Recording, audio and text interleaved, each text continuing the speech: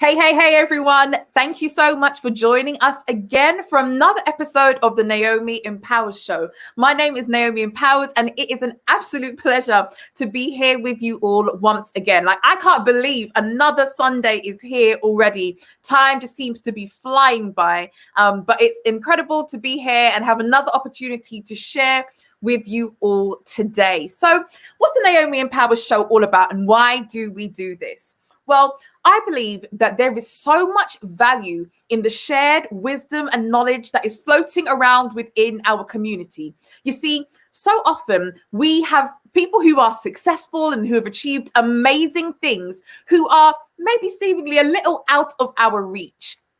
What the Naomi Empowers Show seeks to do is to be able to bring those stories together and present them to you so that we all have an opportunity to grow and develop together.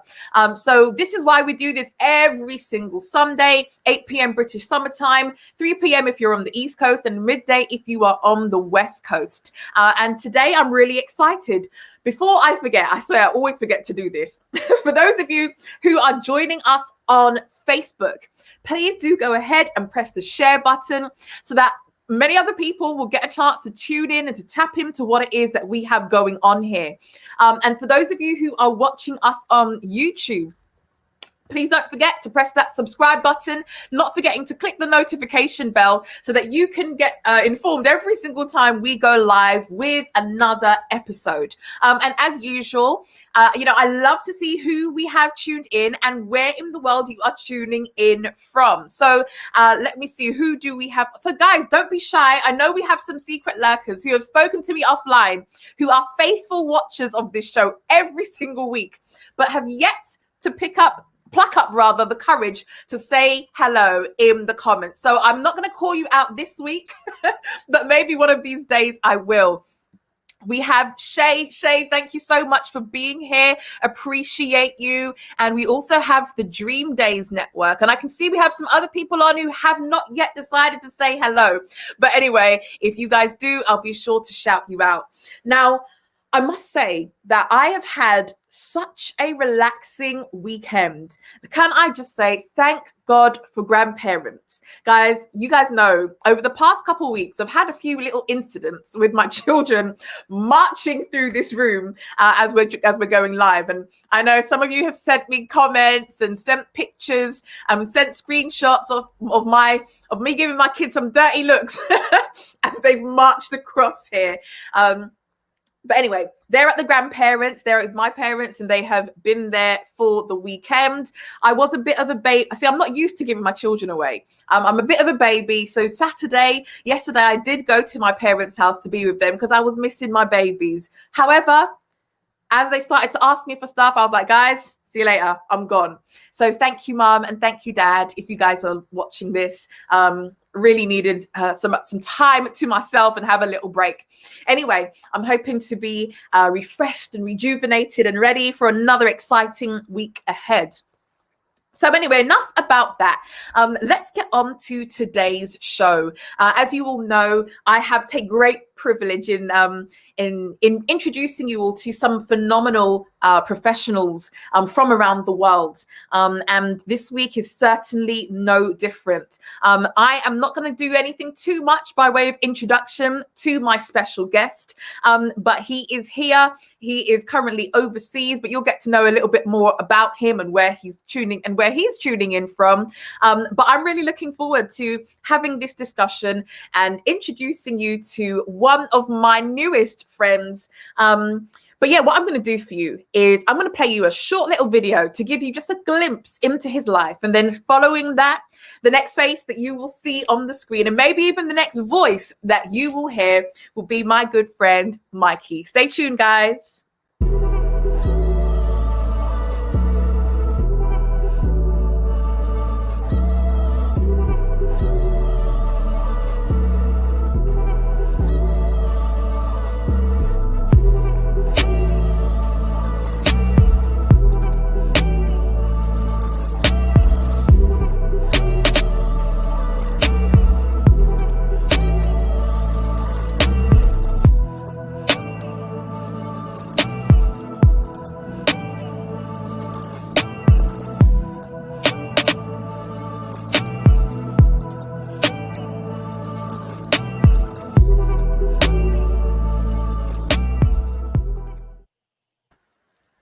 Hello, Mikey. Hello. How's it going?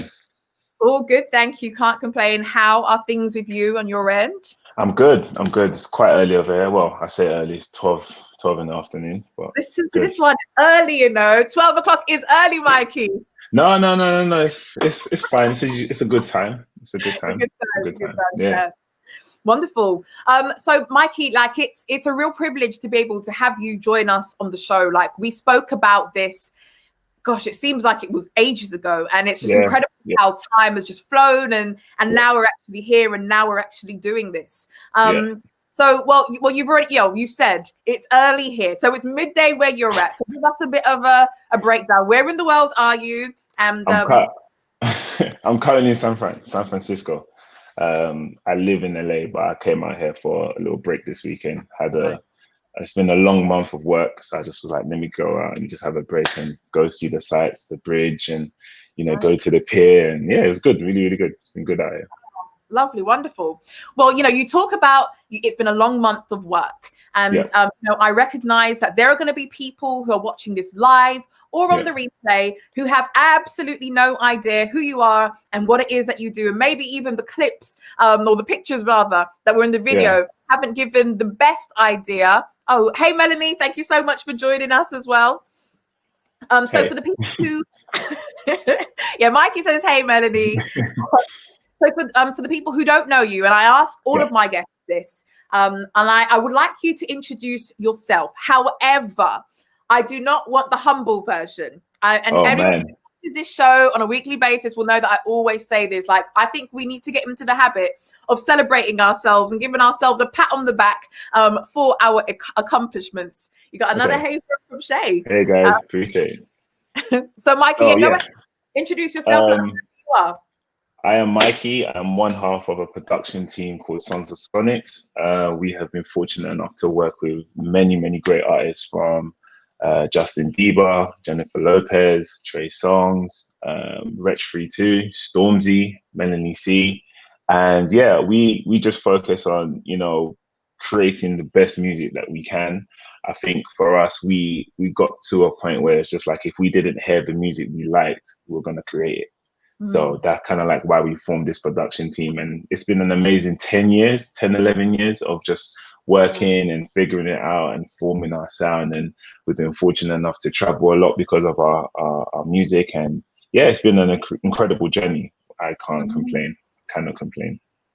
It certainly sounds it. But I'm intrigued. I guess, it's been an incredible journey. You say now you're living in LA. However, you just like me. So I can't lose the accent. I'm good. I'm British to the end. I'm not gonna do the whole yo, what's up? Nah, I'm good. I'm good. Honestly, I love my Americans, but I'm good. I'd be laughing right now. No. I still got my accent, so I'm good.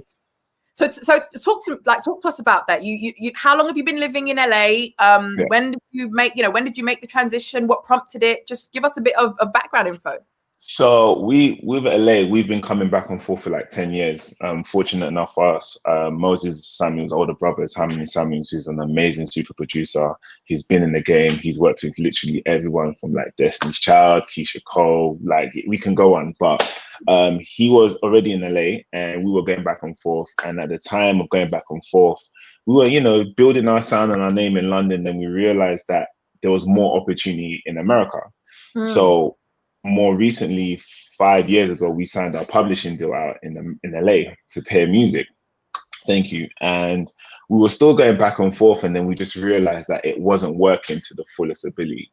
It's like we'll come to LA, work, build momentum, and then we had to go back, obviously, due to like visa reasons and Esther or whatever. So we were just like, you know what, let's just pack our bags, take the leap of faith and come out here. And we moved 3-4 years ago. And ever since then, we've been jumping on opportunities galore. Like we wouldn't have worked on Justin Bieber and J-Lo if we were in London. The opportunities were here. So we physically had to be here. And since we've been here, we've managed to work on things that was just beyond our thinking in London, and it just made sense. It just made more sense. You have to go where opportunities. You definitely have to go to where opportunities. Now, well, Mikey, it's really interesting that you say that for a number of reasons. say you've been going back and forth for a good 10 years or so, 10, 11 years. I'm amazed for a number of reasons. And in fact, before I even go any further, let me just say why Mikey is extra special and probably the most special guest that I will ever have. And there is a reason, guys. So my bias is in full effect right now. So Mikey was born on a very, very special day of the year. Mikey, would you like to share with everyone? May the 28th, yeah. May the 28th. Yes, that's also my birthday. So we are birthday twins. We have this connection. And it goes further than that, Mikey, doesn't it? Yes, Gemini gang. We are the best. We definitely are the best. We certainly are. And in fact, what I had the privilege of meeting Mikey last year. And I don't understand how I've only met you last year, because paths should have crossed on a number of occasions. When I went out to LA last year, I found out, through us talking, we actually lived on the same road.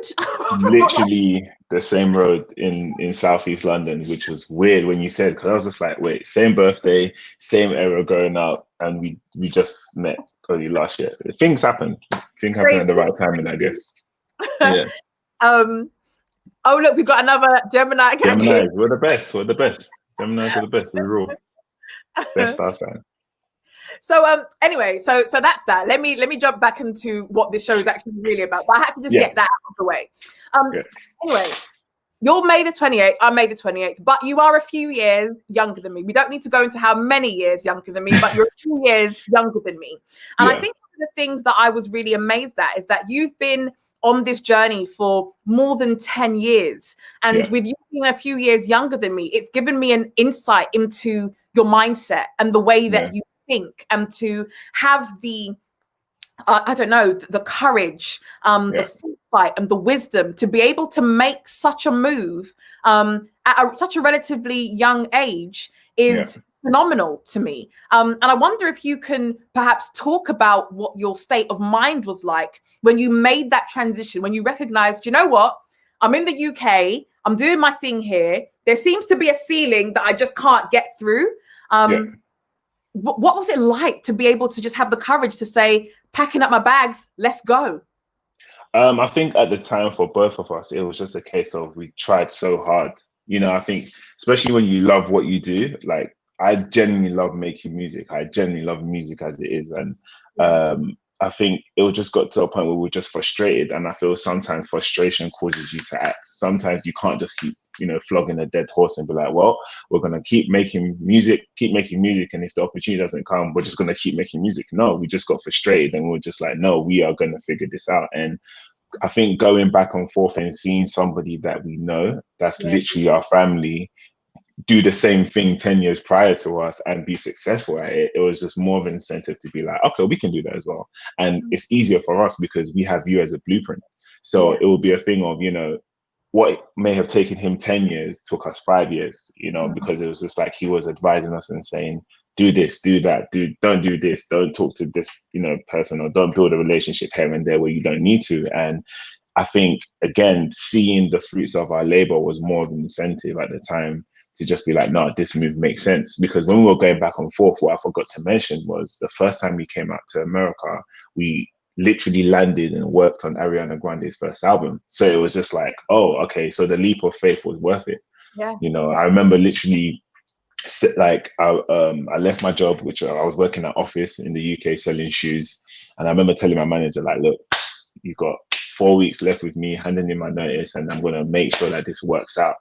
All the money I had, spent it on the flight, got to LA, literally landed in LA, went to go see his brother, and his brother was in Paramount Studios, and he was like, I'll come to the studio with our suitcase and everything. Got to the suitcase, here's me thinking, got to the studio, sorry, here's me thinking 11-hour flight, go to the hotel, go to the crib, chill. No, you're going straight to work. Sometimes you make a choice, life will present the opportunities. Got to the hotel, to the studio, Ariana Grande's in the studio. And I'm like, oh, okay, this is happening for real. And then worked on a project within those 2 weeks, and it's just like, your first placement, Ariana Grande, bam. Amazing. Okay, so this move was definitely worth it, and that just encouraged us at a young age. We were about 21 when this happened, 21, 20. So it was just like you just now have to go. And I think once you taste, the success of, of your choice, your brain goes into overdrive mode. So we'll come back and it's just like, who wants to work? Wretch Free 2, Tiny Temper, like we were on drive mode. And then that just helped mature us musically. And, our business mind started to mature. So, to the point where now we have a publishing JV, we're signing artists, and this is literally, like I said, this happened in 10 years of just figuring it out. So yeah, that was the mindset back then. It's incredible. I've got a couple questions that have come in, and I haven't asked you the all important question, but I'll bring in a couple of these questions right now. So Shay asks, were you scared to make the move initially? I think with any change in life, there's a form of discomfort. Like for me, like it was leaving my family, leaving relationships back home, leaving everything that I had known as the norm, to be like, I'm going to leave you for a second. Like you're still important to me, but I'm going to chase this wild dream and this wild vision of what in my head at the time was Sons of Sonics, and there was fear, but I feel like once you beat the fear and you face it head on, you realize that, I'm creating this fear. It's me that's creating something that's not actually real. So when you get to America, it's just like, oh, okay, this is what I actually wanted. So why was I scared? And then you tap into that and you just realize things start to work itself out. And, when I moved, I was still going back and forth anyway. So it was just like nothing really kind of changed in that aspect. So, yeah. Okay. Fascinating. And another question, which I guess, especially for people who maybe are coming up in the music industry or are pursuing the same dream that you had, I think this is a really great question. And it's from Shay. And she says, how do you get to work on an artist's album? Is it by a recommendation only, etc.? I think there's different routes. I think once you get into the industry, like I'll explain that. But initially, we had to basically prove that we were worth the call. Per se, like we had to basically sow our seeds everywhere. And fortunately for us, the first seed that popped wasn't even Ariana Grande. You understand? After we had done that and we had come back to the UK, we were going to labels and we're like, oh, so we've just worked with this girl, Ariana Grande. And at the time, she wasn't big in the UK. She was only big in America. So there's this thing of territories in the music industry where you may be big in one territory, but in another territory, they may not know who you are. So we had to prove ourselves again. And we got to the UK after Ariana Grande. We started working with Wretch Free 2, and he was the first artist that kind of like put us name on the map in the UK when we did 6 Words. We made a record called 6 Words that went top 10. And it was just like, okay, so who are these guys that just come out of the blue with this record? And then it started to be recommendations. So then Rich will tell other artists. Like I remember him telling Alexandra Burke that, yo, you need to work with these guys. We got him with Alexandra Burke, telling Tiny Temper. And then the name just started to spread, started to work with like Stormzy. And then there comes a switch now where you've got into this level where when you approach artists, they know who you are. So it's basically building your credit, and that takes time. Like it's not gonna happen overnight. It's like you gotta understand, why should they work with you when there's so many other people? Like you have to prove that you're worth the call. So that now when we're in the industry, we have obviously our team, we have our management who now work for us and be like, yo, you need to work with Sons of Sonics, or we have other producers and writers that we work with saying, yo, you need to work with Sons of Sonics. So it's just all about spreading your name out, spreading your sound, and eventually people will clock on and want to be a part of that. So yeah, I love that record, and Rich, absolutely, me too. Definitely one of my favorites. My goodness, the questions are coming in. I'm going to take. No, I'm open. I'm an open book today. All right, I'm going to bring 2 more. I know I said I was going to do 2. I'm going to bring 2 more. And then I'm going to get to my questions, because what I don't want is for 9 o'clock to hit and then we haven't even gotten started. But I can see. Look, I'm here. You got me. All right. So question is coming from Royston. And first of all, let me just publicly say, Royston, I am terrible. I owe you a message. And as soon as this finishes, I will send that message. Look, so I'm putting my own self out there. Forgive me, sir. Yeah. So he says, how do I know when my music is great? What should I listen to? And how do I process to determine quality? Quality. Very good question. I think for us, that was, well, for me personally, like that was a thing that I didn't know. And one thing that Harmony used to teach us, because he's, like I said, a blueprint, our mentor is obviously study the greats. So study those that have been before you. Like for me, I spent most of the come up studying the likes of like Quincy Jones, Timberland, Pharrell, Dr. Dre, and I would study and listen to the music and be like, what is it about this music that cuts through? Why did it be so successful? And studying what's out, studying what people are releasing right now. And you know, it's debatable that people say the music that is being released now is not good, but at the same time, that's the music that's out. That's the music that's obviously charting. So you can't kind of not pay attention to that.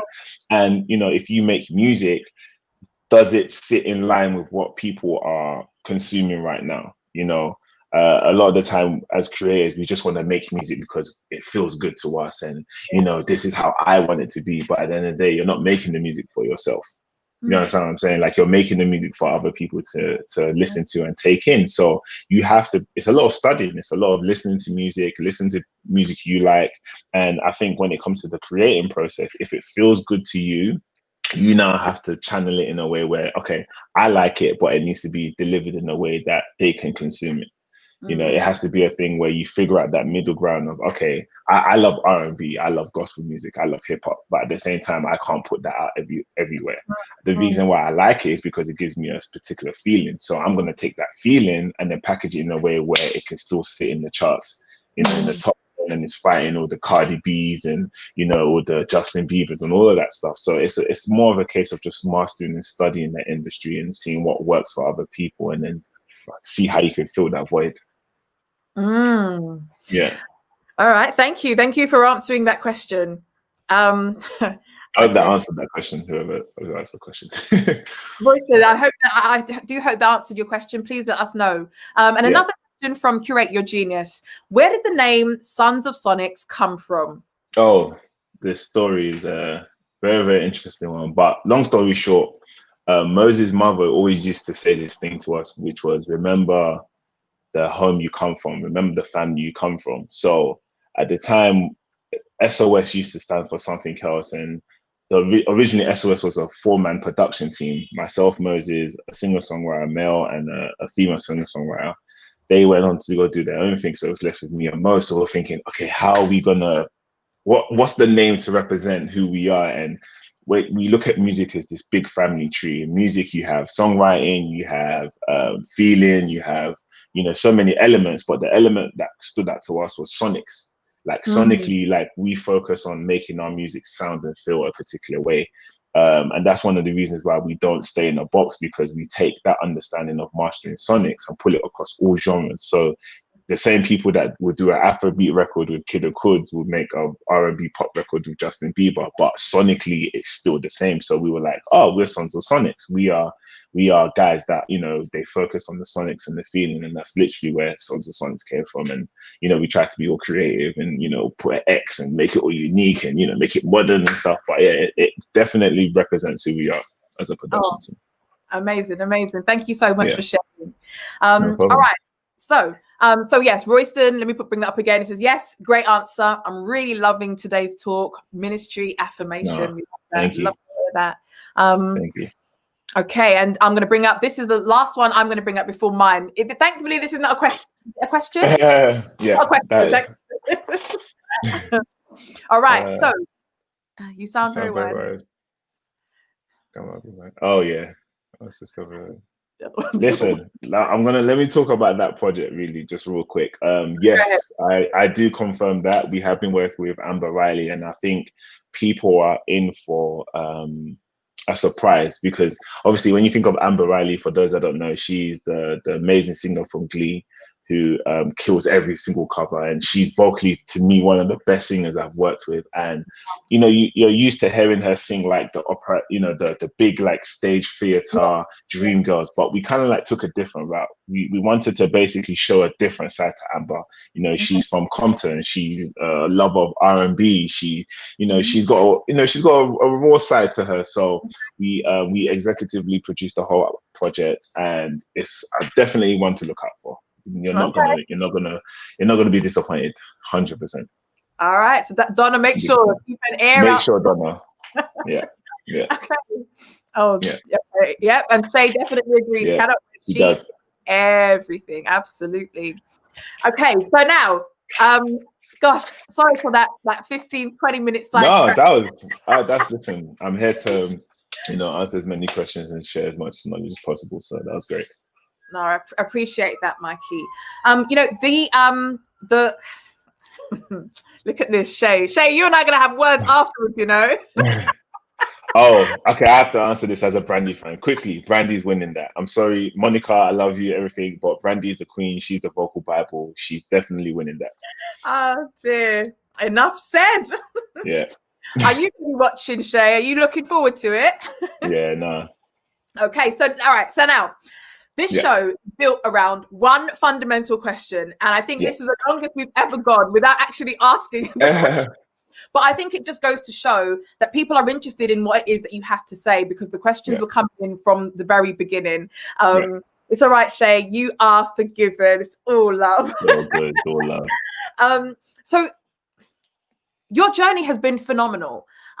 You have literally lived the dream of so many men and women from around the world who are wishing and hoping that their creations are able to be translated to something that can be, consumed on such a wider scale worldwide. And you've been able to achieve that, albeit through the help and support of your mentors and your business partner and what have you. And it's been incredible. But of course, people will maybe see you who are watching this and will see someone who has got it all together, who has been hugely successful. You talked about it, jumping off a plane, heading straight to the studio and working. Do you know what I mean? Like, you've had an incredible story. But I've lived long enough to know and be able to appreciate, especially through our conversations in the past, that life doesn't always go quite like this on our way up. Do you know what I mean? It's a bit crazy. It gets messy. It's a roller coaster. Absolutely. And sometimes, if we're honest, there are elements or there are times on this roller coaster ride where we wish we could just stop and get off and think, gosh, this is a little bit too much. But anyway, despite all of that, I guess the question that I have for you and I really want to bring out today is, what is the most, if you had to only choose one, like, what's the most valuable life lesson that you have learned along this journey, over the past, and it doesn't even have to be the 10 years or 11 years that you've been going back and forth from LA. It's looking at your life in general. What lesson would you say has really helped to shape your existence and make you the man who you are today? Oh, that's a dynamite question. I think career and life-wise, one thing I'll definitely say is it's a matter of when, not if. And I say that in the aspect of whatever you want to achieve in life, whatever you want to do in life, you can achieve it. Like, it's so we get into this thing of, it's not happening when I want it to happen. You can't control that. Time is something that's a gift that you can't control, but you can only focus on how you spend it. And I learned that the hard way. Like, I learned that, okay, I'm going to be a producer. I'm going to be this guy. It's going to happen. I got frustrated when it didn't happen the way I wanted it to happen. And you can't beat yourself up on that. And that's one thing that makes me motivated on a day-to-day, which is I can only focus on what I can control, which is what I do on a day-to-day basis. Monday, Tuesday, Wednesday, Thursday, Friday. But what I figured out is Tuesday exists on what I do on Monday. So when Monday comes, let me focus on Monday. The 24 hours I have, what am I doing towards my goal? What am I doing towards my investment? What am I doing towards building my relationships? And that's why I say, when you want something, it's going to happen. It's just a matter of when, not if. So that's the biggest lesson I've learned. Even with our career, we were so frustrated at one point where it was like, everybody's getting signed and everybody's getting publishing deals. What's going on with us? It didn't mean that we weren't going to get a publishing deal or a situation. It was just a case of it needed to happen at the right time. You understand what I'm saying? Like, if we had gotten the deal at the wrong time, it would have done more damage. You understand what I'm saying? It would have done more damage than good. And sometimes we have to learn, that patience is very, very important. I'm a man of faith. I believe in God, and even the last year, my relationship with God has gotten stronger because I've understood what it is that I'm here to do. Like, we're here to live a life of purpose. We're here to do something. We were created for a reason. So if I now understand that, and I understand that he controls time, let me control the time that I can control, which is day to day. He knows tomorrow. He gave me today. So again, it's a matter of when, not if. Especially when you put your mind to it, we have the ability to create anything. This show, for example, was created by who? Not me, not God. You created it. It was something that you saw yourself, and God was like, okay, she's ready now to take this thing I've given to her. You manifest it. You know what I'm saying? And you have to deal with it Sunday to Sunday, week to week basis. So it's been birthed now on a matter of when you birthed it, not if. Yeah. So yeah, that's definitely something I've learned. That's really profound, Issa, and you know, from the comments that are coming in, I can see that lesson is really resonating with people. However, what I want to pick up on is that you said you had to learn it the hard way. And I really want to know, what do you mean by that? How did you learn that the hard way? I think I learned it the hard way because my back was against the wall. Like, sometimes we try to play God when we're supposed to let God be God.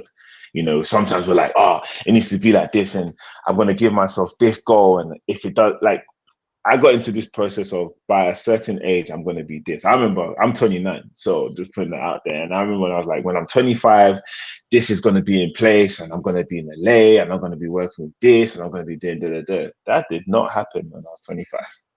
And I was just like, oh my God, my life is broken down. All my days, I'm a failure, this, and that. And God was just like, no, you're not mentally ready for that at that age. Like, and I wasn't. Like, I was still, you know, trying to figure out who I was and what I was supposed to do on this earth. And by the time that happened in my brain, everything started to click. Every single thing I was trying to do started to click and fall into place. So again, it was a matter of when, not if.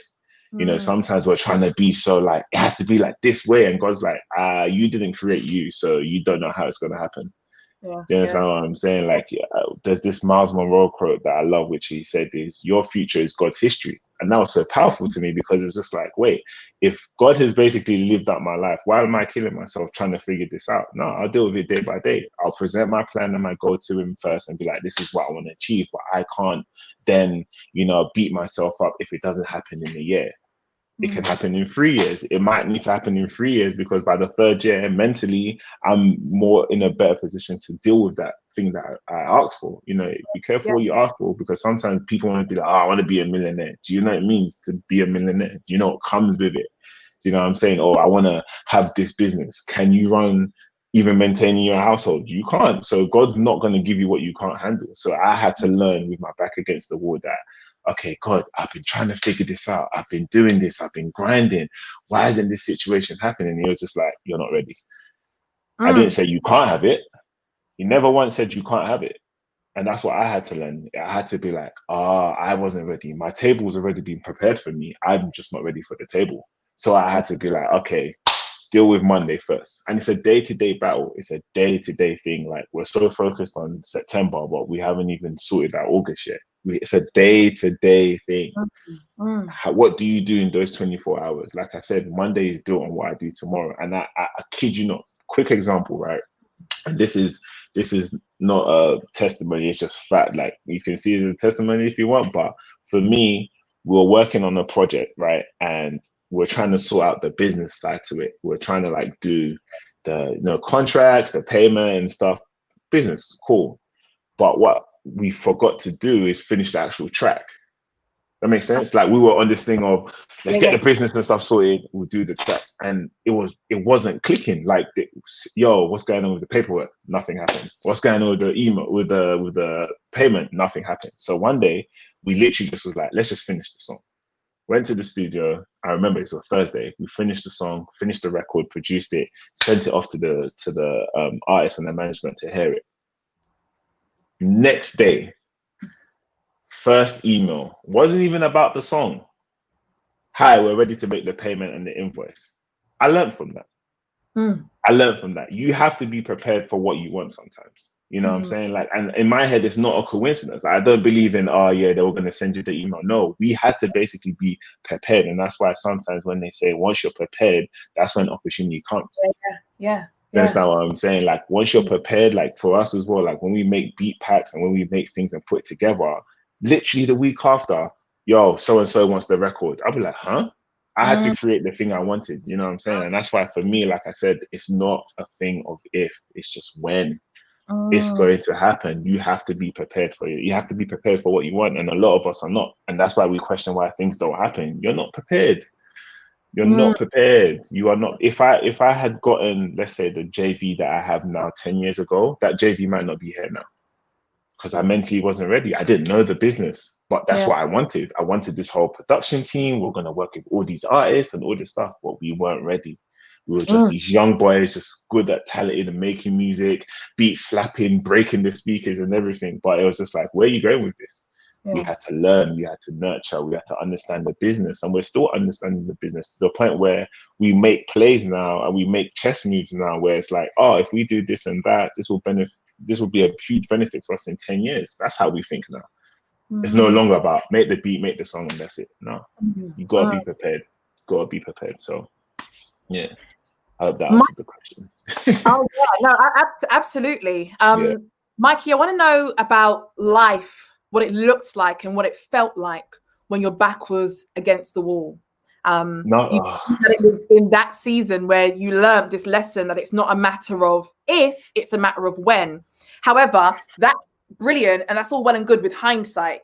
Yeah. But I guess I'm really asking this question because there are going to be people who are watching this, whether Yeah. live or the replay, who are Yeah. in that position when their back is against the wall right Yeah. now. Yeah. What was it like for you? It was frustrating. Like it was frustrating because you just feel like, what's the point? Why am I Mm. coming to the studio? Why am I doing? I've been doing it for so long, and it's just like, what's the point? But What's it's so long, at that. Mikey? Sorry to cut you. What's Um, so long? I mean, just in general, like it could. And when I say in so long, it wasn't necessarily the whole period of my career. It was just like, let's say, for example, you want to buy a house, and you've seen a house you want to buy, and you've got the deposit, but for some mad reason, it's just not clicking, and you're just like, what's the point of me trying to get this house? But it's at that moment that test is, are you going to be patient enough to get at the right time? And that's one thing I had to learn. I had to basically be like, okay, in that moment of frustration, do I really, really want this? And I feel like once you make a decision, sometimes that's when you have to get tested to see how valid it is.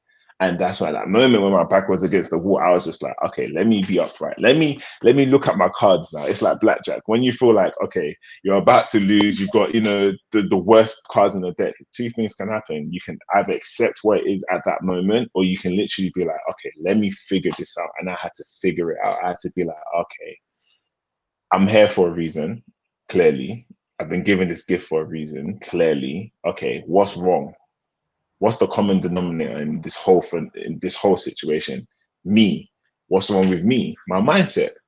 So I had to now start changing how I view things. I now had to be like, okay, the reason why this artist hasn't worked with us is because it's not the right time.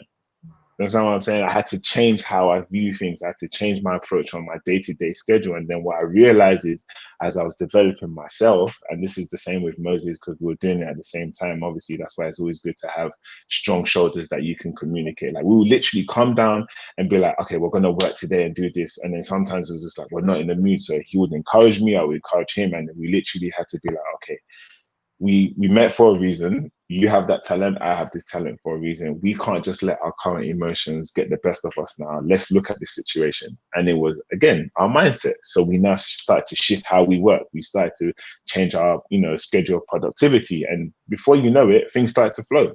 Like I'll literally get a message and be like, oh yeah, by the way, this opportunity, they want to work with you. And I'll be like, where did this come from? Oh, it was from me already. I just wasn't ready. Cool. The last Mm, 3 years, everything started happening. Everything. And what's scary is now that we have this mindset, I know what's going to happen in the next 3 years. Everything's going to happen. People are like, oh my God, how are you still productive during this whole COVID? COVID doesn't mean nothing to me. Why does that have to stop what I have to do? Yeah, things shift, plans change, but the goal has to stay the same. The goal mm, is the same. I have mm, to achieve what, is being given to me in my vision and in my head. So now, for me, now it's just like, okay, back was against the wall. And I feel like my back was against the wall because God was like, hey, don't waste time. I need you guys to do what you need to do. Like I said, we've all been created for a reason. So for me, like when your back is against the wall, it's not necessarily a bad thing. mm. We see it as a bad thing. We think, oh my God, nothing's happened. No, maybe your back is against the wall because it's just forcing you to act now. It's forcing you to be the great person you're supposed to be. And that's what I've been been going through the last year, like of, you know, how badly do you want to do this? You know, how badly do you want to be successful with all the so-called success I've had? You know, the success I feel like I've done is just small to what's going to happen. That's how far my mindset has changed. Like if me and Mo, obviously we speak to you, like, but if me and Mo said some of the things we were trying to do, people would be like, there's no way you're gonna do that. And I love that because it's just like, oh, that's where your mindset's at. You know, so you just gotta keep going. And like I said, it's a matter of when. I kid you not, because 10 years ago I said I wanted to be a producer in LA. It happened, right? Look, yeah. Do you understand what I'm saying? It took me 10 years, but fortunate for me and fortunate for the people behind us, it may not take them 10 years. Times evolve, technology evolves. Like when we started making music, half of the stuff that's out now didn't exist. Like things like Splice, which is like a producer hub where you can get sounds. That doesn't exist. That didn't exist when we started. It was literally us in the studio playing every single sound. Now there's kids with multi-million, you know, successful songs on the charts where they come off these things and make splice and they're successful. So it's a matter of when your idea can pop, when you can achieve these things. So you just got to keep pushing forward. You got to press forward. Have to. Yeah. It's powerful, really powerful stuff. A question has come in that I really want to bring up. I think it's a good one. From Behind Art. What has been your best and worst decision in your career? That's a very good question. I think the term worst, I think I never lost anything, so I wouldn't deem it as a worst thing. I think I learned from it, and you know, it made me more decisive in my choices. I think the best thing was definitely moving to America. I think you have to go to where you're appreciated in this industry. Like, and for me and Mo, America and LA was the destination we had to come to because that was another piece in our journey. It wasn't the final piece, which is what we're learning and what we've learned the last 2 years, but definitely moving to where opportunity could, you know, grow our talent and appreciate our talent was definitely the best decision I made. Worst decision, I think I would say, was to not move as soon as when I knew I could, if that makes sense. Because there was a period when we were like, we're gonna move, but then again, fear kicks in. You know what I mean? You're like, but everyone's in LA, Harmony's in LA, and you know, we want to be in London and we want to be the guys in London, and we stayed in London, and you know, you go through lessons and you're still not appreciated. So you just have this window where self-doubt can now kick in. You're like, okay, maybe this is not for us. You know what I'm saying? But then again, I control my choices. So it was just like, if I had known that America was the place, why didn't we just move?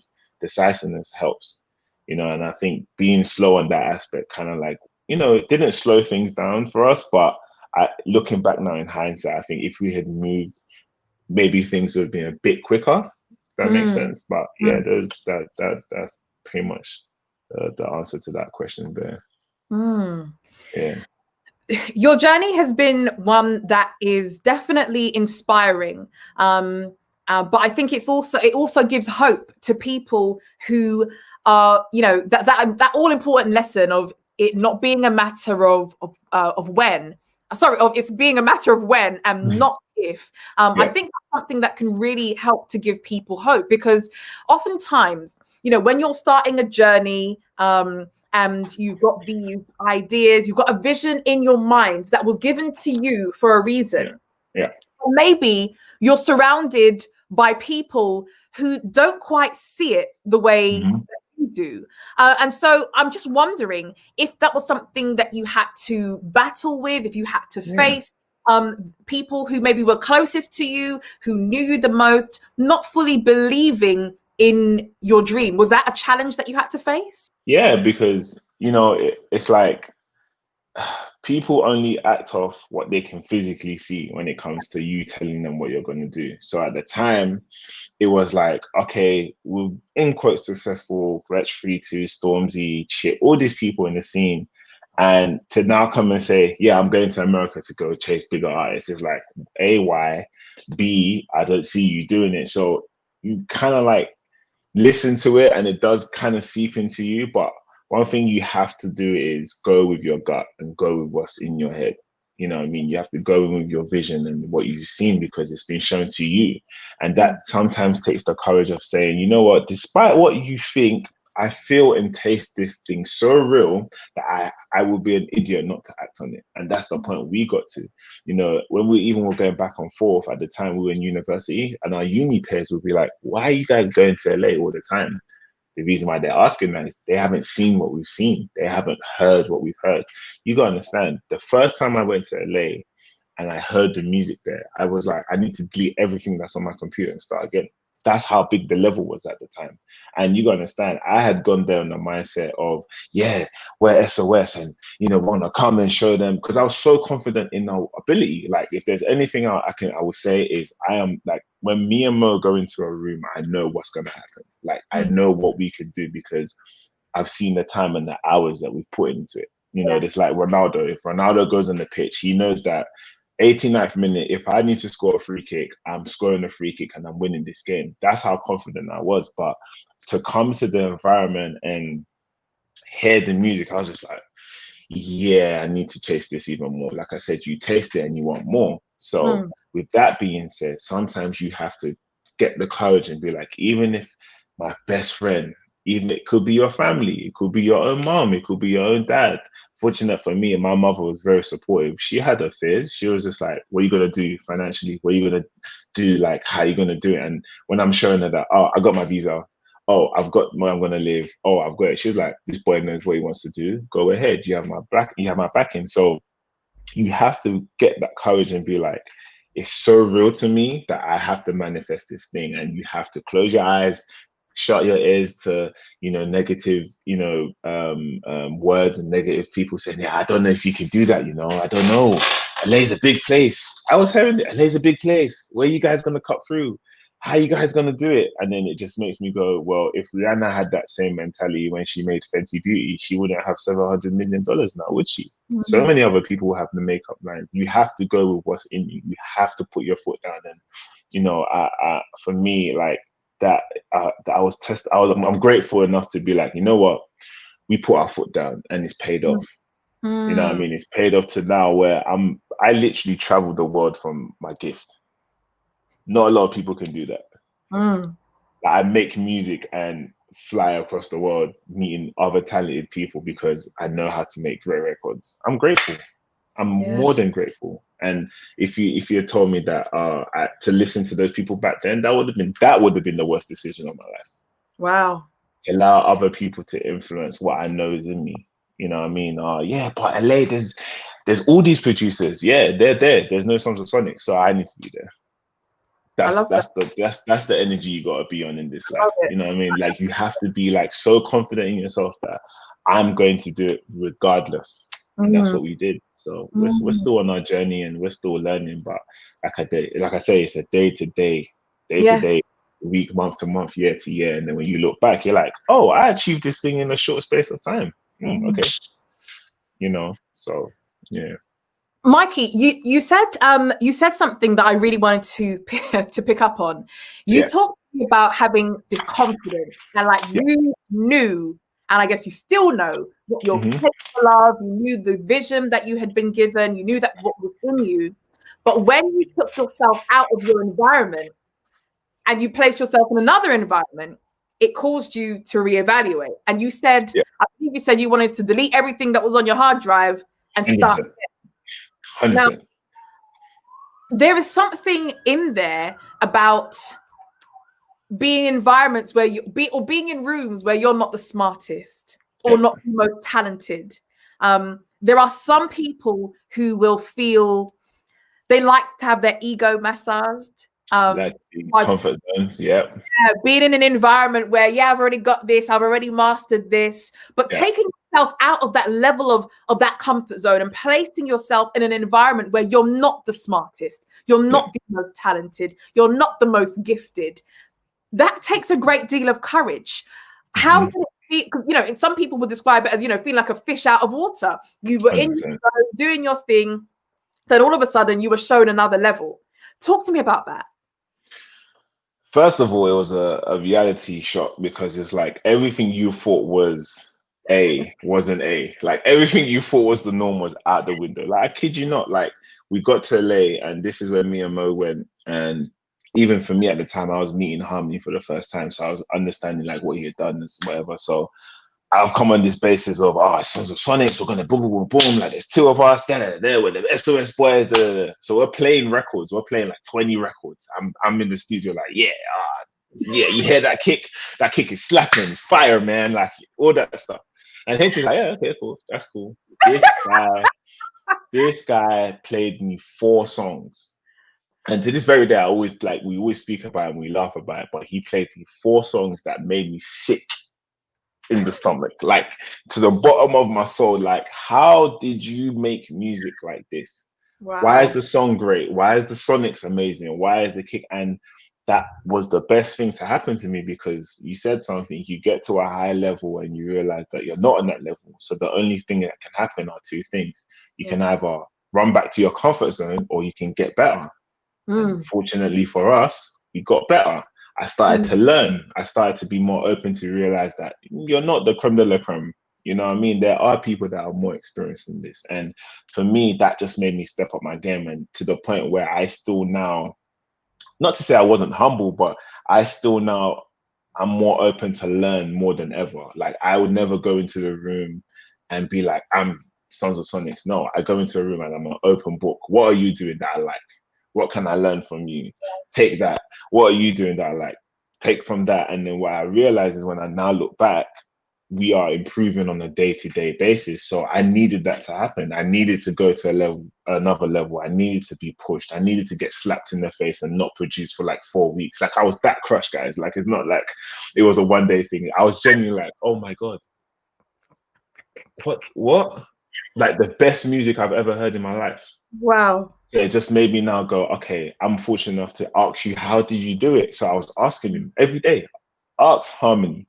I was on this guy's neck every day. So what kick did you use? How did you EQ this? What did you do with this vocal? How did you write this? And I'm still like that every day, because that's only going to make me better. Yeah. You know, and it just made me go on overdrive, and it just made my hunger for it more. So I feel like for anyone that feels comfortable and feel like they've accomplished it and they think that they've hit the pinnacle, you're not going to learn. You're not going to grow. The moment you stop learning is when you stopped yourself. Yeah. That's why to this very day, I never, go on the basis of thinking that I've done it all and I've, with all the success we've had, that's it. No, like every day, that even before I came to San Fran, we were literally in the studio listening to music and be like, okay, what are they doing? You have to constantly want to be on a better level. You constantly have to be like, I need to push the bar. Just you're only as good as your last record or project. So the next project I have to put has to beat that one. How am I going to do that? I need to study. I need to push the bar. I need to like learn new techniques. So it was definitely needed to go out of my comfort zone to that level. But man, like I don't think you understand how scared I was when you played the music. I was just like, wow, and I learned from it, and it's made us who we are today. So that's amazing. Definitely needed. Mike, you spoke about when someone gets into that moment. Let's say let's call it, they have their Harmony moment where he's played 4 songs and you're like, what? Yeah. And you talk about 2 choices. One, retreat, or the other, push forward. Push forward. What would you say to the people whose natural or first instinct is to go back, run backwards? It's natural. Like we are humans. I'm not gonna say that that's a bad thing to have, because don't get twisted. That the day after, I was kind of like, yeah, maybe this is not for me. Maybe I should, I got a degree now. Like I can maybe become a music teacher. Just pass the baton to somebody else. But then I wouldn't be happy. I wouldn't feel like I'm doing what I'm supposed to do. And I feel like the regret of not doing what you want to do is very, very heavy. And someone just said it, you got to fight against yourself. You literally just have to be like, this is a momentary feeling. When I know the bigger goal, I need to basically stop how I'm feeling right now and remember why I came out here to begin with. And then that will encourage you to go forward. And, like I said, those periods where me and Mo were just like, yeah, man, I don't know if we could do it, man. and then we'll stop. It's okay sometimes to have a break. Like we'll stop, we'll live, you know what I mean, do other things. Can you talk to me about one of those times? Because I'm so happy that you've been transparent and open enough to be able to Yeah. say it. Again, some people will look at you and see what you've done and just think that you've just been able to just keep going, and with the lessons that you're teaching us, like, talk about the realness of it. Listen, let me tell you realness. I am human. You understand? Like I'm human. I'm not an alien that's come and just like, hey, we do music. Nah, there's moments where I wake up and I have a session and I'm just like, I'm not doing it today, because it's a roller coaster. And it's the up and down kind of thing. But you have to encourage yourself. That's why I say it's a day-to-day fight. And it's okay to have breaks. It's okay to, you know what I mean, be like, let me recoup. Let me just stop. You know, what's this thing?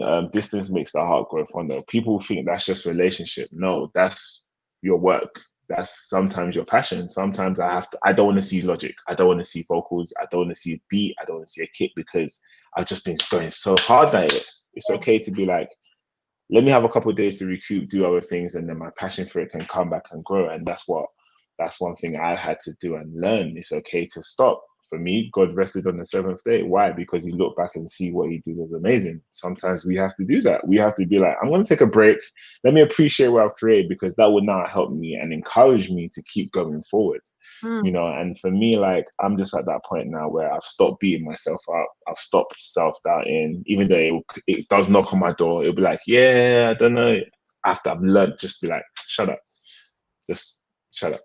I'm good. I'm blessed. You know, I know why I'm here. And, you know, for us, like I said, it's easier for me because I have a business partner and a brother and a friend that's fighting the same fight with me. You know, there's times where I'm down and I'm like, Mo, I'm not doing it today. I'm cool, man. And he'll be like, bro, come on.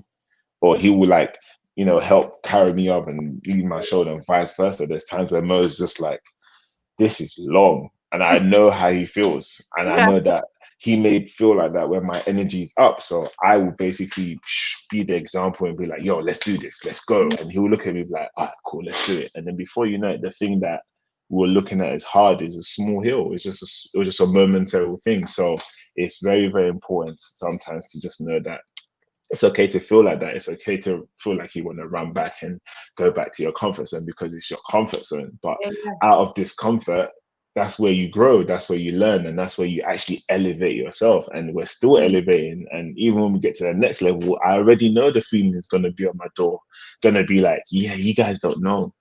You guys don't. Yeah, you guys don't. Just, you're comfortable, but you have to fight through it. You've got to break through that feeling. And just, like I said, remember that that's just a momentary thing. And it's actually good that you feel like that, because it shows that what's in you is valid. It shows what's in you is actually valid. That's one thing I've learned. All right, you're gonna need to break that down for us. Why does that mean that what's in you is valid? One thing I've realized is we create this feeling in our head. They always say fear is not real. Fear is not something that is an actual fact. You know what I'm saying? Like, your prime example, a lot of us don't want to go on a roller coaster because we're scared we may die. When you go on a roller coaster, you don't die. So the thought of you dying is what's killing you from actually experiencing the experience, right? Same thing with this thing in music. Like, oh my God, I'm not sure. Oh, I'm doubting myself. The reason why you're doing that is because you're going through something you've never experienced. You've never gone to that level before. So for me, knowing that I feel like that shows that I'm supposed to be at that level for a reason. Your brain does this thing you always do it to yourself. You're always like, for example, Naomi show. Yeah, people are telling me I might not be able to do it. How am I going to do it? I don't know if I want to do it. What you're trying to create is actually valid. I'm on your show today. Imagine if you had fed into those fears and those feelings and those current, momentary things. Yeah. What's in you is not going to be manifested. And I've realized that sometimes you have to fight that feeling. You have to be like, okay, I'm feeling like this for a reason, but why am I feeling like this? Do you understand what I'm saying? Like, why am I feeling that I shouldn't go to LA? But I had to go to LA, and I did go to LA, and then that was the best decision of my life. So what I had in my head was valid. Do you understand what I'm saying? And I'm learning that on a day-to-day. Like, I'm learning that, like, when you have a vision or you've created something in your head, it needs to be tested. And the test is, how, knocking you back. The test is maybe a delay. The test is Mm. this person's come into my life and this and that, and maybe this person has left my life. That's the test. It's going to get tested. It has to get tested for it to show that it's valid. And I've learned that. So now when I feel like that, I now know I know now before it happening that it's gonna happen. So I'm prepared for it. I just know it's a blip. I need a break. Prime Mm. example. That's why I came out here to San Fran. We've been going so hard. We've been going so hard from even lockdown since March. Like we've been going so hard working, and it's you wake up COVID and you wake up lockdown this, and obviously living in America is different. You're seeing all these places and stuff, and you're just like, this is hard. Take a breather. Go to the beach.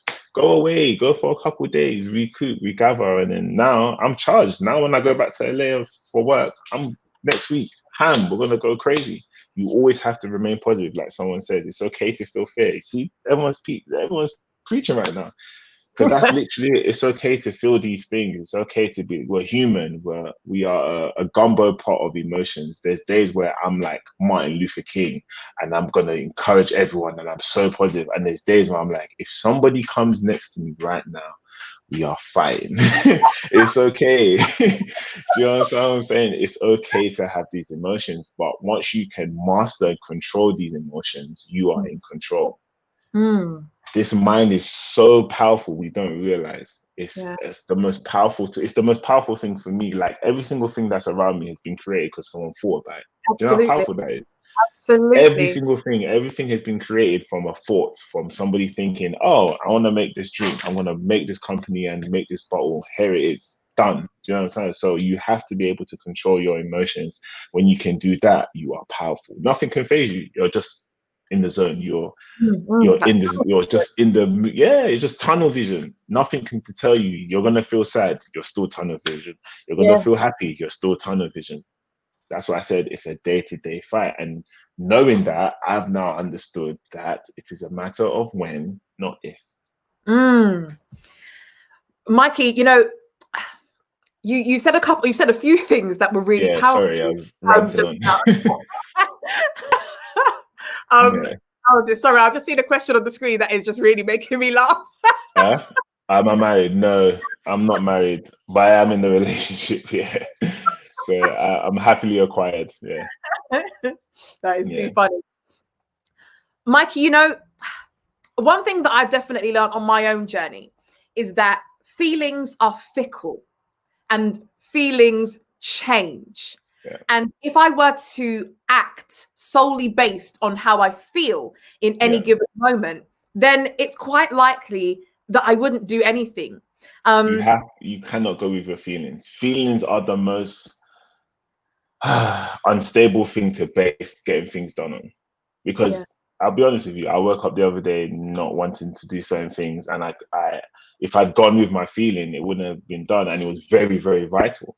You have to be a person of principle, because principles and laws force you to. With principles, there's gonna be outcomes. There's gonna be a product. If I go to the gym every single day at 7 o'clock in the morning, I know by the 12th week I'm gonna be looking kind of buff. I know I'm gonna see results. If I go to the gym when I feel like it can go yes or no. There's a 50-50 chance I won't achieve my goals. And I've learned that you have to, like I said, control your feelings. Even when you don't want to train, get up and train, because the feeling of the achievement is greater than the feeling of now. You know what I'm saying? The feeling of, yo, I've actually bought my house, and I saved money, and I was disciplined. I didn't go out with all my friends and spend money and do all these things. You know what I'm saying? Is greater than I want to go and go to the beach and be frivolous. Is you have to control those feelings and be principled. And that's one thing I'm still to this very day. I'm learning and implementing, and it's hard. Like I said, it's literally a day-to-day fight. A day-to-day fight. Tomorrow I may wake up and feel like I'm ready to conquer the world. It doesn't matter. I have to go to the studio. I may wake up tomorrow and not want to go to the studio and do anything. I have to go to the studio.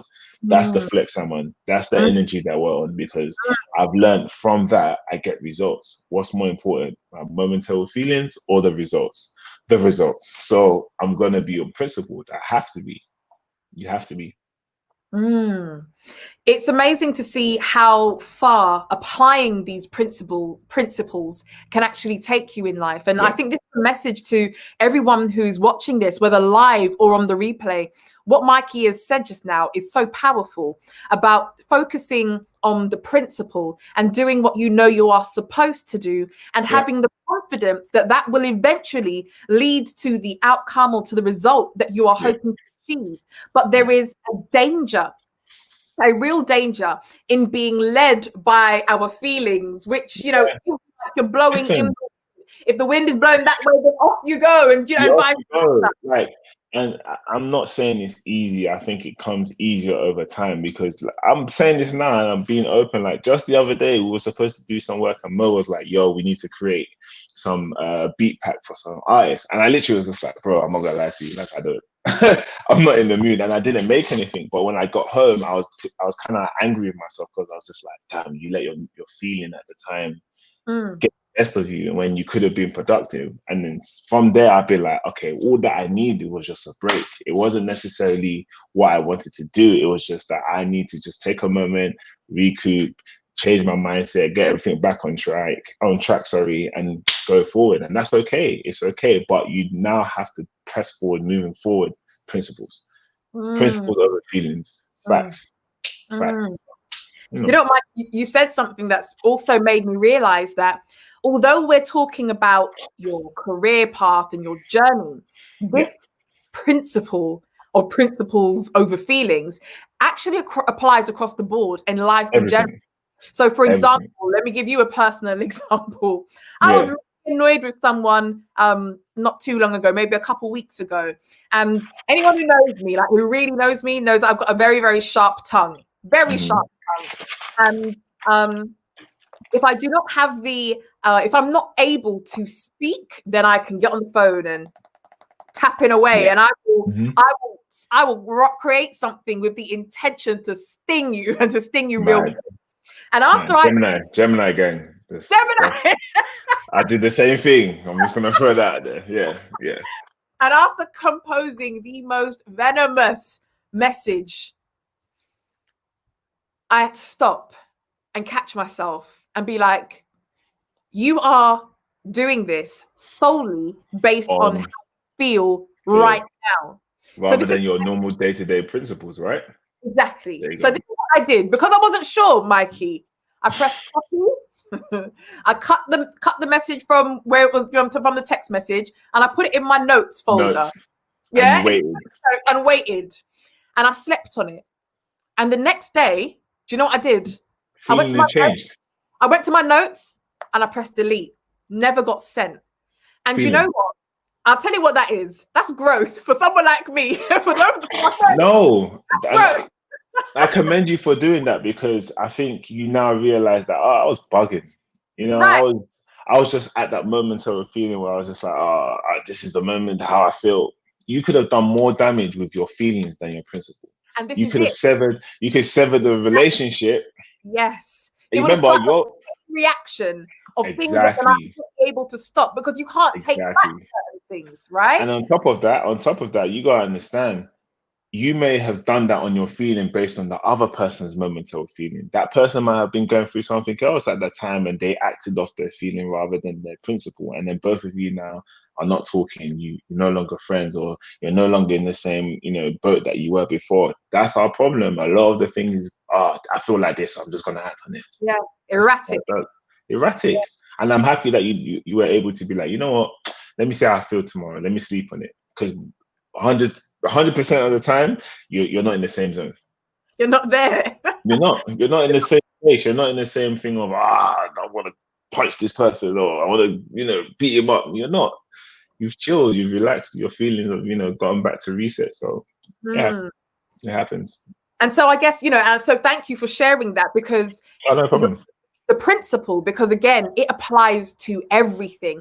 This is not just about waking up and deciding whether or not you can be bothered to go to the gym, or waking up and deciding whether or not you can be bothered to work on your business, or to, to work on your book, or to work on your album, or to work on your project, whatever it is. These are principles that apply across the board. And this is one of the reasons why I really love this show, because the life lessons that come out of it can apply to us in all different ways, no matter 100%. what our experience is. Like, you're in music, there is someone else who might be so for example, I know one of my friends is on here, she's in nursing, she's a sister, a junior sister, but the message, although your worlds are so far apart, the principle apply across the board, and I think there is such power and such beauty in that.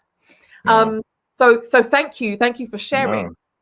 Mikey, I want to know if someone asked a question somewhere. I'm not going to try and scroll and find it, but someone asked a question some time ago about whether or not you felt any fear when you were first moving. I believe that was the question. Yeah. The question that I have for you now is, with this, your perspective has changed. The way that you view life has changed. The way that you do life has changed. I want to know, how did that actually happen? How did you go from wondering, how did you transform your mindset is ultimately what I think I'm trying to ask, because I can imagine that there may be people who may be on a similar path to you, and that they're pursuing music, or they're on a completely different path and pursuing a completely different dream in another industry or another sector, but they are recognizing that they are their biggest obstacle. They are their greatest stumbling block, and it's all up here. It's their mind. It's not tangible. It's not something that you can, take a spanner, take a hammer and fix. Like, it's some work that has to be done internally. How did you do it? And ultimately, how can they do it too? You basically answered it. I think there was a lot of self-development. I think I got into a point of realizing that so I've just learned that I'm in this situation because of myself. I'm in this position of my life because of my choices, my way of thinking, and that had to change. So I just started. Sorry to cut you, Mikey. Yeah. Was that difficult for you to actually get to that point? You know what? Because some people like to blame. It's my mum's fault. Yeah, it's my mum. Yeah, nah. Like I had to just accountability. I just had to be like, I'm here because of me. No one forced me to wake up or go to do certain things. They didn't have a gun to my head. I chose to do these things. So when I realized that I wasn't necessarily happy with certain things or content with how things were going, I'm the common denominator. So I then realized that, okay, I have to work on myself. So that forced me to now start reading more. That forced me to stop talking and listen more, be more observant.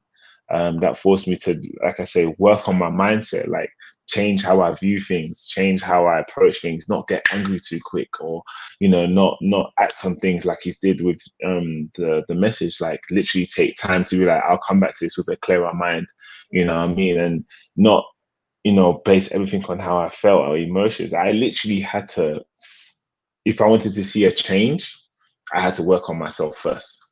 Like, if you want to see a change in the world and how you want things to be, work on yourself, because once you work on yourself, you can work on the things that you want to see. And that has been a transformation which I'm still in the process of going, because it's a day-to-day thing. But the moment I realized that, I'm seeing this thing is blue when it's actually green, that makes sense.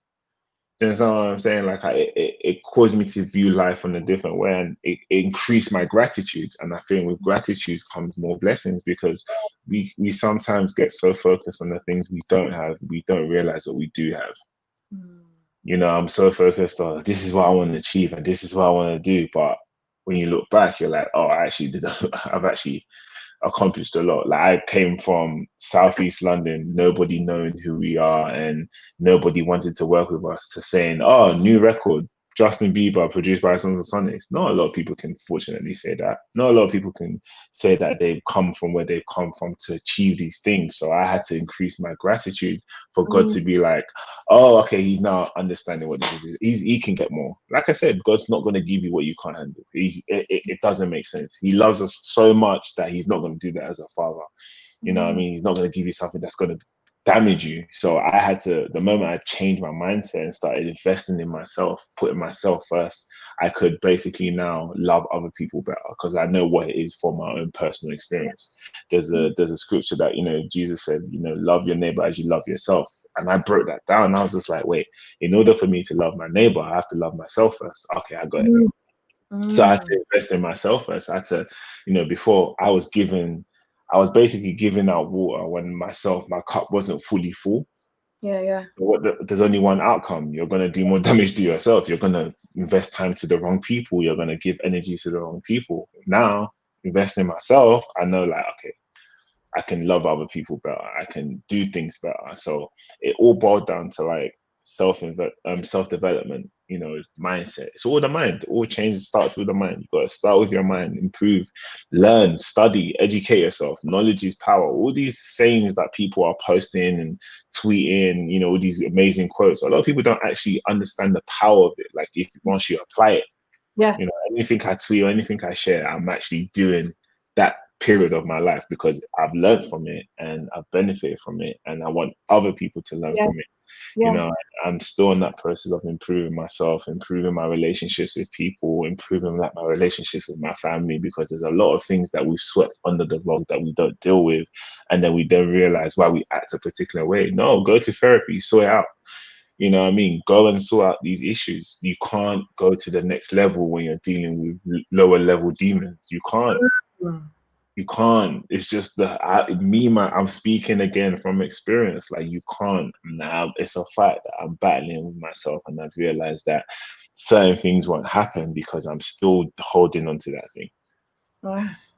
Wow. As hard as it is, it's the truth, and the truth hurts. But sometimes the pain from the hurt is what you need to kick you up the butt and go to the next level. And that's one thing I'm learning. So yeah, self-development, definitely self-development, and looking within so I can be a better person without. So, yeah. Mikey, practically, what does self-development actually look like? And I guess I'm really asking because there may be people who want to embark on that journey of self-development, but they don't really know where to start. So if you were to give some guidance to someone who was just starting out, who's recognized that they are the issue, or at least a big part of it, what steps could they take to begin developing their mind? What steps could they begin to become a better person? Definitely two things. One is studying what is actually positive, what's actually good. And you then learn that anger is not a good thing. You then learn that envy is not a good thing. You then learn that gossip is not a good thing. You know what I mean? There's certain characteristics you then realize from just studying and reading that, oh, that's not really a good thing. I shouldn't really be doing that. Or I shouldn't really view somebody like that because I don't know their story. Perfect example. I don't know if you guys have seen it, but there's a video going around right now of somebody judging a guy for wearing the same clothes. It's literally happened like 2 days ago. And basically the homeless guy, I'll send it to you. He's a homeless guy who's been seen wearing the same clothes. So the person on the camera is like, yo man, you got to change your clothes and you got to do da da da da. And the homeless guy asks him a question. Did you shower last night? He goes, yeah, this is what I'm trying to tell you. You should basically shower and change your clothes. And the guy goes, well, I don't have the ability to do that. I'm homeless. So I don't have the ability to change my clothes. I don't have the ability to wash my garments. And the guy basically shuts the guy recording him and says, like, we need to stop judging other people and, questioning other people and being grateful for what we have. I learned from that. I was just like, gratitude. Gratitude helps with self-development. Not judging other people because you don't know their stories, self-development. Do you understand what I'm saying? Showing more love than hate, self-development. Do you understand what I'm saying? Someone can slap you in your face. Obviously, like, don't slap me in my face. Just making that clear, don't slap me in my face. But showing love, showing love in a period where there isn't any love forces other people to choose if they're going to show you love or hate. Do you understand what I'm saying? Like, you have to work on yourself. And to answer your question, self-development looks like somebody that basically wants to, bring more positivity. You know what I'm saying? Reading more, studying more, thinking on how can I make a situation or environment around me better. Yeah.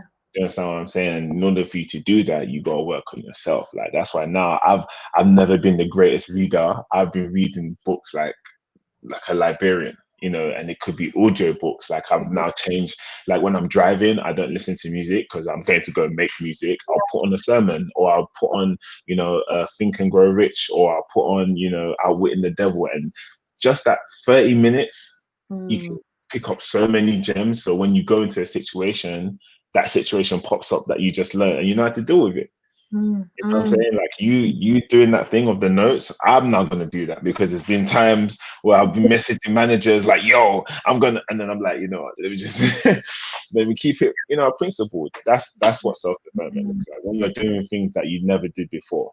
When you're not going to those parties that you didn't want to go to, or when you're not being in environments that you don't really want to be there, and you're just like, I don't want to be here. So you're doing it for yourself. You're doing it for yourself, and that's what, for me, I've learned self-development looks like. And it's very, very important that I feel like for people, in order for you to, like I said, get to the next level and achieve what you want, you need to kind of like work on yourself first and see if you're ready for that table, because we're not. And that's why sometimes it doesn't come. I'm telling you, like, it's not gonna happen. It's not. Your vessel, things have to flow through you. So if you've got cogs, if you've got negative things in you, if you've got it's just going to be delayed. It's just going to be there waiting for you for when you're ready. Just the harsh reality. I heard a quote some time ago that was something like, I hope I get this right, when the student is ready, that's when the teacher will appear, or something like that. Yeah. About, I heard that. Yeah. About your level of readiness. Again, we pray for things, and we wish for things, and we hope for things, but sometimes we don't prepare ourselves for what what we want to receive. It's not going to happen. You're right. No, you're right. No, I'm agreeing. You're right. Like wow, that's a very powerful saying. Like, it's like somebody's asking to be a millionaire, right? I want £1 million, right? I want £1 million, but you can't handle £100. How does that logic work? How is that? How do you think you're going to be able to manage? And the craziest thing, it's not about achieving it. It's actually about managing and keeping that level consistently. You know what I mean? Like you want to, that's why God delays things 100%, because it's like, if I give you if I give you £1 million right now and you can't handle 100, what do you think is going to happen with the million? And that's going to do more damage to you. It's not going to happen. That's why you won't become a millionaire. And even if you do somehow figure out a way legally or wherever it happens, what do you think is going to happen with that same old mindset? You're going to lose it just as fast as you got it. Do you know what? It's funny, actually, because I recall, and I'm sure, you've heard these stories about these people who maybe win like the lottery, and they win all these tens of millions. I read those stories all the time for a reason. Like they've gone broke again. 16-year-old girl, she won like 11 million. She's now working in a post office. In my head, obviously no disrespect to anyone working in a post office, but it's just like, in my head, you were given, in quote, riches, right? What went wrong? Do you understand what I'm saying? Like, what went wrong? Your mindset wasn't correct. You were basically given more than you can handle.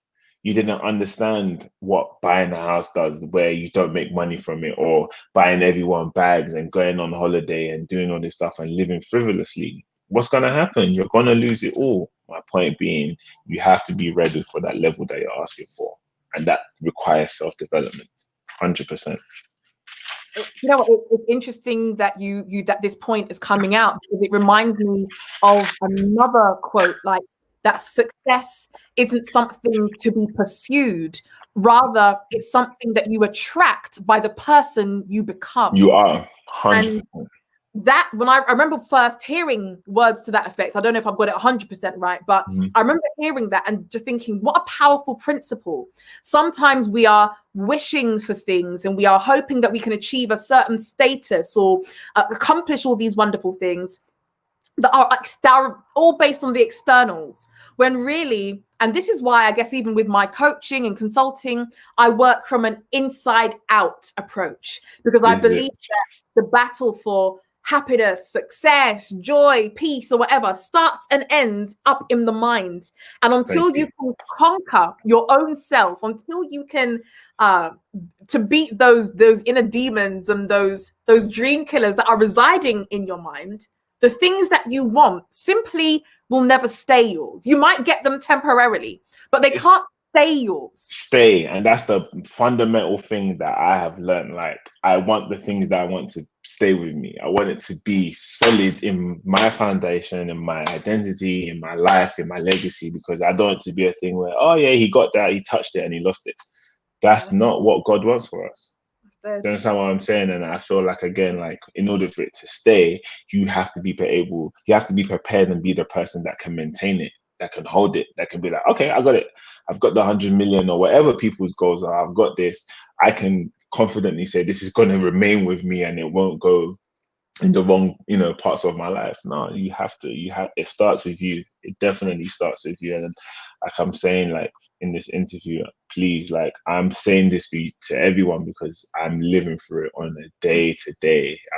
This is not something I've read and, that's a good experience. No, I'm living with it. Like I wake up and have my fears and I wake up and have my doubts, but I've learned that, once you face your fears and you work on yourself, you then realize it's a step forward in the right direction, step up in the next level. And that's what I feel God wants for everyone, where it's just like we are working on ourselves every day so we can be the people we're supposed to be, and achieve the things we want to achieve. So, yeah. Mikey, we've spoken for a good amount of time. And I didn't even notice. Wow, I literally just saw the time now. Crazy.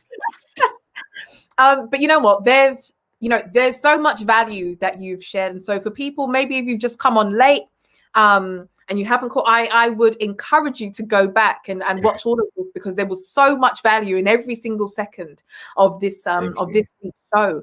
But Mikey, I really want to know if there were only one message that you were to leave us with, and if people were to almost forget almost everything that we've discussed today and only take away one message in the week ahead or in their life going forward, and they never got come into contact with you again, what would the one message that you'd want us to take away actually be? It all boils down to you. You are in control. Remember, if you can control yourself, your emotions, your thoughts, work on yourself, you will attract the things that you want. Again, it is a matter of when, not if. What's for you is for you. Your table's already been built. You've already done everything you want to achieve in this life. But you need to ask yourself this question: am I ready? Am I mentally ready to deal with what I want? Am I prepared to deal with what I want? The only way you can answer that question is if you work on yourself day to day. Yeah. Thank you. Thank you so much. Thank you. It's about paying the price and being committed to paying the price on a day-to-day basis, even on those days when we really don't feel like it. Those are the days that it counts. That from my experience, those are the days that show again, like if you are really, for what you want, like, are you prepared for this thing really? Because that's when it's important. Where your back's against the wall and you don't feel like doing it and nothing seems like it makes sense and you still have to stay tunnel visioned and stay focused and push through. Mikey, something that someone said, I remember, and again, this is my transparent moment. Sometimes, again, people who are close to me will hear me say, "Oh, I hate the Naomi and Power show," because sometimes I can't be bothered. I really can't be bothered, yeah. And there was one particular Sunday, I can see it as clear as day, when I was like, "Oh, I can't be bothered. Like, I don't want to do this today." And a friend of mine said, "This is what separates the amateurs from the professionals. When you have this overwhelming feeling of, I don't want to do this, I cannot be bothered, the amateurs will go with that and will relax. Whereas the professionals will show up. Regardless of how they feel, they will get it done." And what you shared today just has really brought that to my remembrance, that even on this journey of manifesting the things that we want and that we believe we want, there will be days when we're tested and we're like, not today. I'm so happy you said that, because previously I said one thing to answer the question of self-development is studying, right? And looking at what great people before you have done. And I don't know if people have seen the Michael Jordan documentary, The Last Dance. I think every single person should watch that documentary. And to summarize it, the reason why he stood out and he's deemed the GOAT and the greatest is because of that same mindset of, regardless of how I feel, I'm going to go for what I want. Prime example, this guy just wanted to win the championship and be great. This man had his feet bleeding in his Jordans. Blood was coming from his feet. His socks were soaked. they said, yo, like you're bleeding, bro. Like you should not play. Like to a normal amateur will be like, yeah, I can't, my feet's bleeding, the physical odds. Like, no, his mind overtook even that to the point where he won. Do you understand what I'm saying? Like I'm looking at this documentary, I'm like, what is making you do this? His mindset. Yeah. His mindset, and that's a very powerful message of what you just said there. And I think everybody can apply it. Like you just have to show up. You have to show up to the point where he even got food poisoned. He still went and played, and he still won. Do you understand what I'm saying? That's a different mentality. Those are the times where you have to show up. So I agree with that, 100%. Thank you for this, Mikey. Honestly, like people who know me know that every show for me is my favorite show. Every one that we do. Even if I could be dreading it at first, every single episode ends up like, yeah, this is the one. And here's the thing, like I am so sure just by the comments and the interactions that we've had online that people are taking away true value from this. But what I can hand on heart, like safely say, Mikey, is that if you were not here to inspire or to show up or to teach anyone else, you've given me confirmation of a number of things that have been on my mind. So I just really want to personally thank you for that. No, thank you. And this is not a thank you on behalf of the people that are watching this live or on the replay. No, this is like a one-to-one. This is me thanking you for what it is that you've shared today. I needed this reminder. Absolutely needed. I even appreciate you for even creating this platform, because if you didn't create it and go with your gut, we wouldn't be able to have this conversation. And I think one fundamental thing as humans is we are born to learn and to give. Simple. Like if you are born to go through experiences, learn, and to give other people the knowledge from what you've learned. And that's how it should be. And that's why I think this platform is amazing. More people need to know about this platform. People need to be aware, and people need to create even more platforms stemming from this blueprint, so that, you're not going to be able to do everything. There's other people doing similar things, but the fact that people can share and give knowledge around is what we need just as humans general. So kudos to you, and thank you for having me on the show. Oh, you're most welcome. Well, Mikey, we've come to the point in the show where I kind of hand it over to you and just say, look, you've given us so much. What can we give to you? What is it that you've got going on that we can support? Like, is there what can we do for you? I mean, you can give me $1 million. I don't mind getting some cash. Now I'm joking. I think I would love for everybody to check out our recent release that we had with this amazing artist called Ombre. We have the record is called Plenty, featuring ourselves. We also have new music on the way. Somebody previously mentioned Amber Riley's project is coming out. We also have our new single coming out really soon. It's been a minute. People have been like, where's the Sons of Sonics project? It's coming. We've just been busy finishing so many projects. But yeah, just be on the lookout for all the amazing music that's coming. We have music coming from the Latin American world as well. So it's not one genre, but like I said, the vision is a full takeover. We are not keeping ourselves in the box. We're spreading the Sons of Sonic sound.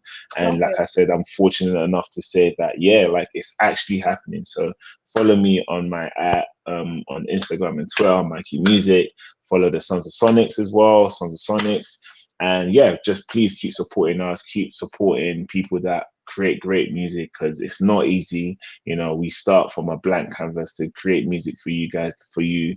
That's going to be timeless, and you're going to play at your weddings, play at your parties and everything. So please just keep supporting us, and we appreciate you all. Thank you. And I really truly do hope that people do go out and support in whatever ways that they can. And I have this sort of rant every episode. We have got amazing people within our community. Like sometimes we idolize the people who have made it. And are out of reach, but there are people who are a stone's throw away, who are 1% away, who are doing amazing things, building. And I believe that we should be celebrating and applauding people as they rise for a number of reasons. One, to give encouragement, because as Mikey said, it's a roller coaster sometimes. You have days when you're up, and then you have days when you have plummeted and 100%. You're rock bottom.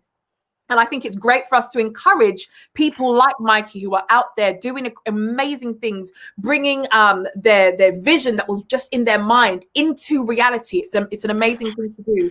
And two, to also celebrate and appreciate our own. I think we really need to get better as a community at doing that. We have to support our own and not wait until someone else apologies them.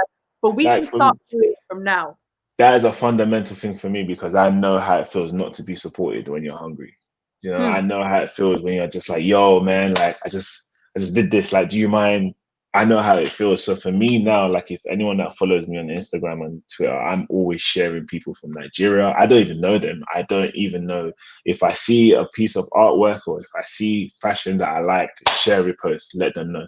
If I see music of people I don't even know and I've heard it and it sounds amazing, share a note, because again, everything created has a reason. So if I'm an example or a vessel that can, shed light on something for someone else, I will do it. I don't lose anything from doing it, and I think it's very, very important that, like you said, we support our own and build our community. So that's definitely a must. You're right. You don't lose anything. What was it? Like a candle doesn't lose, or I can't remember the thing by lighting. Yeah, I know it. Yeah, by another, exactly. The candle doesn't lose a flame by lighting another candle. 100%. Like this is it. We don't lose. Like a like, a share, it's free. It takes a matter of seconds. It won't take literally a click. Literally a click. And if we can be clicking on the famous people and the people who have already made it and who've made their millions and who've done what it is that our people are trying to do, then we should be supporting our own. So I want to encourage everyone to jump on, follow, go over to Instagram, go to Twitter, hashtag Mikey Music, and go follow, go support. It doesn't cost a thing, but it can make the world of difference to someone who is building. Thank you very much. I appreciate it. People how we want to be treated. So, Mike, thank you so much for being here today with us and for giving so much of your time. And to everyone who is watching and to everyone who has commented, who has shared this, we appreciate you too, because if it weren't for you, there really also wouldn't be a show. So thank you for your participation. And I really do hope that you can take the messages that have been shared and the principles and the lessons that have been shared and apply them to your own life, so that you can get better, so that you can grow, so that your tomorrow can be better than your today by simply applying these universal principles and lessons. Shay said, thank you. Sorry, I ain't got my glasses. I was squinting. No, you're good. Thank you, Mikey. Everyone on the show has been such a great example. Naomi, really appreciate you providing this inspiration for us. Thank you very much, Shay. I appreciate it. Honestly, it's amazing. And Phil says, you have our support, bro. Thank you, brother. I appreciate it. Thank you very much. All right, guys, that is it for me, from me for another week. We're going to be back again, same time next week, 8 p.m. British Summer Time, with another guest from here in the UK. And I do hope that you will tune in, because we've got some valuable lessons to share with you. I'm looking forward to it. Mikey, much love to you. Thank you very much. So much. And to everyone who tuned in today, thank you for your time also. It is truly appreciated. Wishing you a productive week. Go out there and be great. Take these life lessons, the inspiration and empowerment that you've received today, and go and make your tomorrow even brighter. So I want to thank you all. Take care, and we'll see you again next week. Bye. Bye, guys. Thank you.